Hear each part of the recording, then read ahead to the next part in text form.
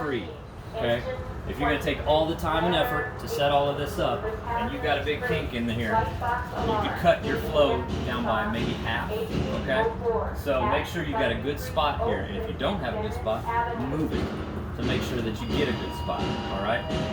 So you're going to charge the pony section, and then before you maximize, you're going to send water down the line. Okay?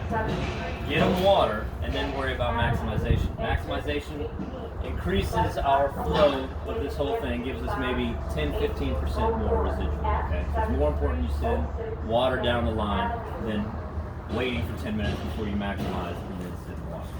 Okay? When you're starting an operation, you start sending water from the source downstream. When you're shutting down an operation, you reverse that. Okay?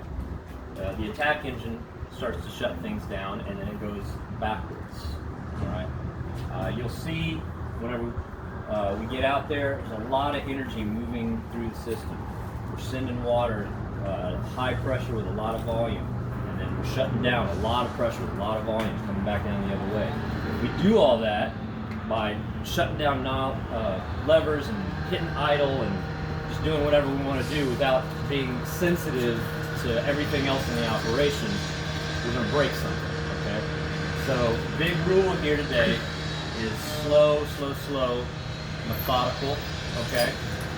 And communicate, all right? If you're opening or closing that deck gun, let everybody know that that's about to happen so they can be watching their gauges and they can adjust, all right? Okay, let's talk about pressure governors. Your attack engine is in what mode? Pressure mode. Fantastic. And all that means is what? The governor, the computer, is on. Alright? Every other pumper in the relay is in what mode? It's in RPM mode. Good. And all that means is the governor is off. That tasted like mustard and onions. Good. Now why do we do that? Pressure surges. Okay, we're getting there. What would happen if they're all in pressure mode, the governor is on, and we get differences in pressures? Yeah. They're going to start fighting each other, chasing each other, okay? So, if this pressure went up, it would sense here, and it would make an adjustment on its own, and that would affect it back here. This is all teamwork. So if everybody's fighting each other, it's not going to work. Now, for real, in a multi-company drill down here a few years ago, I was a tailboard on the nozzle. I am a tailboard, but I was the tailboard on the nozzle. And I couldn't get water. And then I had way too much water, and then I couldn't get water. And I didn't know what was happening. I thought it was my fault. And what was happening is some of these relay pumpers had gotten going to RPM mode. All right, good. So if you're not the attack pumper, please be in RPM mode. When we send water, we're going to charge the line at idle pressure. All right. I'm talking about slow and methodical. This is what I'm talking about. Okay. The source engine gets on hydrant water, fills the line at idle pressure, and then slowly throttles up to 100. All right. Y'all remember that? Throttle up to 100. We're going to start there. Is there any magic in 100 psi? No. It's just a good starting place. Okay. Then your relay pumper is going to be receiving an intake pressure of somewhere around 100 psi. It's going to be 100 psi plus or minus whatever friction or elevation loss or anything else is coming through this line. Does that make sense? And then that relay is going to then try to send about 100 psi down to the attack engine. All right. Now on our master intake gauges, where is the only unit that has residual pressure? Source engine. Good. Engine 12 and engine 29 have intake pressures. All right, that's important to remember. Okay, because residual pressure, if you'll recall, refers to the strength of what? What's that? The hydrant. The hydrant. Good. Yeah, the hydrant, the water grid, whatever. Okay, that's the residual pressure. All right.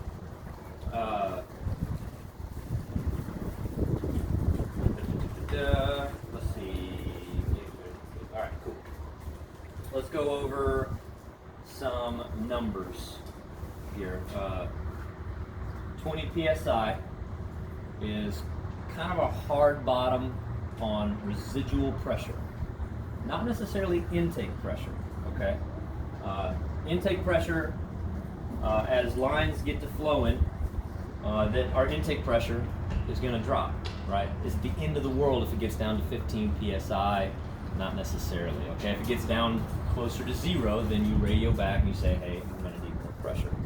That's going to get radioed back through the chain, but ultimately the source pumper is going to be controlling that residual pressure. If the source pumper feels uncomfortable where the residual is, then that's how much water we got. Okay, does that make sense?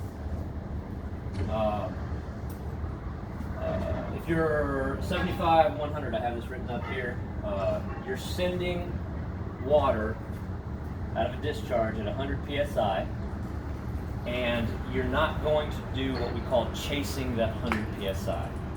All right, as it starts to drop, or as there's a pressure spike, whenever a nozzle gets shut down, we're not going to be fingering the throttle up and down, up and down, up and down, up and down. Okay, we're going to let it fall to 75 psi before we start to slowly throttle it back up to 100 psi. Okay, and that gives everybody time to adjust for any changes in flow out here, okay, or flow in the system. If you start fingering it up and down and chasing this 100 psi discharge, you're kind of acting like a pressure gusher. All right, you're doing it immediately, and it's kind of screwing with this guy. It's just kind of screwing with this guy. All right, does that make sense? 115 psi on your master discharge gauge from the source pumper. If you're at the source pumper and it gets up to 150 psi on the master discharge gauge, you're supposed to do what? Great. Recommend water supply supervisor, water supply group supervisors. Okay. The reason we do that is because we're kind of getting close to, we're not there yet, because this can, this can be 200 or whatever, but we're kind of getting close to maxing out whatever water supply we have coming out of this hydrant. And we want to start thinking, just in case we need more, and we want to start thinking about other water sources. Okay. So this is kind of just a benchmark threshold that if you're the source pumper and you see it, your master discharge get up to 150, radio in, say I'm at 150, recommend we get a water group supervisor. And then 180. Get your static before you send water. Off an individual discharge gauge is a concerning number, because what is our maximum safety operating hose pressure for 5-inch source connection? 180, right? Okay, so if we're sending 180 out of an individual discharge, then that's getting a little dicey, right? I think there's a safety factor in here. It's not going to blow. Earlier this morning, we accidentally sent a ton of pressure and almost knocked engine 12 over. Nothing broke, so it's okay. But try to keep that individual discharge under 180. Cool. LT, what did I miss? I think you got it all. What I would say is when we are increasing pressures, or somebody needs to increase pressure because flow's increased, it always starts back at the source engine. So make sure you're paying attention to that. So if you're that relay engine and you're down to that bottom intake pressure of 0, then the source engine needs to bring the pressure up to get you back up. Does that make sense? So basically all the flow starts from the source. It's very important, because if this guy is doing a bunch of adjustments and they are not adjusting, then everything's going to get off in the system. Let's talk about our pressure governor and the safeties that are on the